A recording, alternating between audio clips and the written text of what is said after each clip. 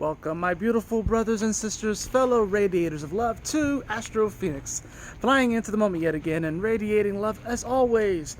Right now, we have the moon in Pisces. It's my lunar return, so whenever the moon comes into Pisces, we all are definitely feeling more magical, maybe even more delusional, maybe definitely certainly caught up in our dream world, caught up in this sort of dream state, these dreamy realities. We're caught up in all of the extraness, because Pisces can be very much so a very extra kind of energy, right? You're talking about the last sign of the zodiac, so you're talking about literally Pisces is pretty much all of the other signs in one sign. That's why they're so crazy. That's why there's a need to escape whenever you get to Pisces, because there are so many different aspects of ourselves to look at. Why? Because we are all infinite spiritual beings. So, for this moon in Pisces, what cards do we actually have? We have the card of Solitude. In silence, peace prevails. And we also have Breaking Trail. Was it a breakthrough is... Let's see, hold on. Yeah, a breakthrough is at hand. So we have Breaking Trail, a breakthrough is at hand, and we have Solitude. In silence, peace prevails. You know what? I really do feel like these cards fit. And the reason why is because if you look at some of the transits that are happening while the moon's in Pisces, we have a lot of interesting stuff. The moon, first off, made a nice trine over to Mercury, and it made a nice trine over to, of course, the sun in Scorpio. So this is very nice and harmonious energy, despite the fact that whenever the sun goes into Scorpio, whenever Mercury goes into Scorpio, things can get very intense very quickly. So we have that energy going on, which kind of brought a bit of harmony to that sort of intense energy, right? And we also, of course, are going to have the moon that's going to conjunct over to Neptune. So that's just going to sort of amplify the sort of Neptunian energy, which can, of course, be about dream states and different creative projects that we might want to bring forth, or maybe even different illusions or fantasies that we may be caught up in, or maybe we can actually manifest a dream, actually bring it into physical reality, right? But here's the thing about this moon in Pisces that's going to make it very, very interesting. It is going to oppose, it's going to oppose Venus in Libra. Here's the thing. The moon is going to hit 26 degrees of Pisces, right? This is going to be after it squares the nodes. It's going to be after it goes over Neptune. So you would think that after it went over some of these challenging aspects, that we're going to get a bit of a break finally. Not quite, because we're going to have an opposition.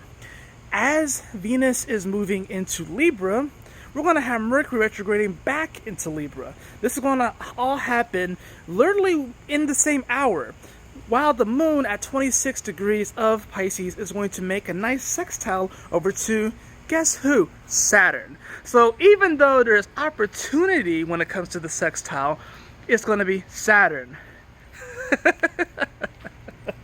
At 26 degrees. Why is this important? Well, you have the 2 and the 6, which nets to an 8, and 8 is the number of Saturn, so it is the number of hard work and effort and attrition and putting one step in front of the other to achieve a goal, not taking shortcuts. And if there's anything that we're going to learn with this moon in Pisces, is that our dreams can be a reality, but you cannot take any shortcuts, baby. You cannot take any shortcuts. There may be some good fortune here, because, you know, the moon, of course, is going to sextile over to Jupiter as well. But there's going to be a bit of a reality check, I feel like, with this moon in Pisces. This is definitely going to be your dream, maybe a dream that you've had or something that you've been striving for may begin to crystallize during this moon in Pisces. But there's going to be a bit of the reality check because of that opposition to Venus, which is going to be going into Libra. It's been in Virgo, now it's finally going to be at home in Libra. So by the time that the moon technically opposes it exactly, the moon will be in Aries by that time, okay? But, like I said, there's a decision that we all have made, and we've already made it. It's just now the steps to get to taking that next step, because as you saw, the cards that we have was Breaking Trail and then Solitude. So there's going to be actually a moment where you're going to need to kind of go within yourself and forget about all of the external chatter and remind yourself that whatever it is that you're wanting or striving for, it is already yours. You already have it. It may just not manifest exactly the way that you want it to manifest right now. Like I said, the moon will be at 20 when this is happening, when Mercury comes back into Libra and when Venus goes into Libra, right? There's going to be the moon at 26 degrees, all right, of Pisces. Saturn will be at 26 degrees of Capricorn. Mars will be at 17 degrees, 1 plus 7. So we have another 8, 17 degrees of Aries. And we have Uranus, which will be at 8 degrees retrograde, mind you, of Taurus. So we have a lot of 8 energy. We have a lot of decision-making energy and actually deciding on something and wanting to move forward with a project or an idea or to take that next step in our journey. We already have in many ways have done it. But because of all the retrograde energy and because there is this sort of need to sort of take our time with it and not rush it and to not take the shortcut, that may cause some frustration with this moon in Pisces. It's because it's like the dream is right there, it's crystallizing, but we can't quite get it just yet. So if anything, this moon in Pisces is going to teach us to enjoy the journey. And I think that's what it is. It's like we're breaking trail. But just because we're breaking trail doesn't mean that we can plant right now or harvest right now. We can't just skip ahead to the trail being already cleared and cleared out and done. No, this is the time where, we're breaking trail. All right, or it's like, say you're building a house, right? This is going to be the week, starting this week, it's going to be the week where you begin to clear out the foundation. You create the foundation. This is not the time to try and call in like drywall people. It's not the time to put in that beautiful bathroom that you want. This is not the time to do any of that stuff. Right now, it's just about getting the foundation set. And that is a huge step.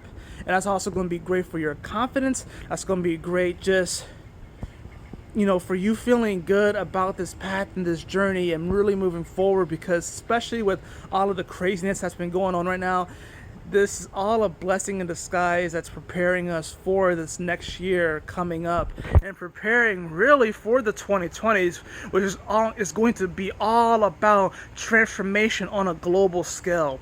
All about transformation on a global scale. We are really revving up and getting ready for all these energies to hit Aquarius, guys, and to hit these final few degrees of the zodiac. A lot of the outer planets are here. The only one that's not here is Uranus, right? So when you have Saturn, you have Jupiter, which are transpersonal, but then you have Neptune and Pluto, and all these planets are in the final few signs of the zodiac, minus Uranus, right? So once again, Uranus is ahead of the game. So if you wonder why Aquarius is ahead of the game, that's why. Because Uranus is, once again, ahead of the game. But even though you may be connected to something or maybe have like a vision where you may feel like you want to get ahead of the game right now, there's nothing wrong with planning for that.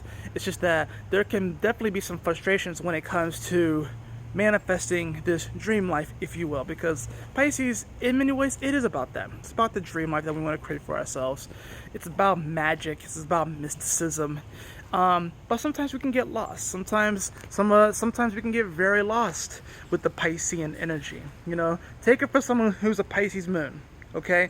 But sometimes it's okay and fun to get lost. It's just that oftentimes when we do get lost, that's when we really find ourselves. But also when you do find yourself, we have to have the courage to let go, even though we may have found things on our journey whilst we were lost that we really connected with. We have to be willing also to let go and move forward, because the universe has something better for us. Yeah, I think that's about it for this Moon in Pisces video. So yes, in the Solitude card, in silence peace prevails. So with all the craziness that's going to be going on, take time for yourself to meditate, whether you sit down and meditate traditionally or you just do something for yourself. Just make sure that you carve out some time, and don't just do it for this Moon in Pisces. You should do it. This is really something that you should do every day, to carve out some time for yourself, and also know that you are breaking trail and you are beginning to move forward in whatever project and whatever thing that you're wanting to manifest. It is going to take some time, right? A lot of these energies add up to 8, or they net to 8, and that's Saturn, and that's about taking time. You can't just climb the mountain in one day.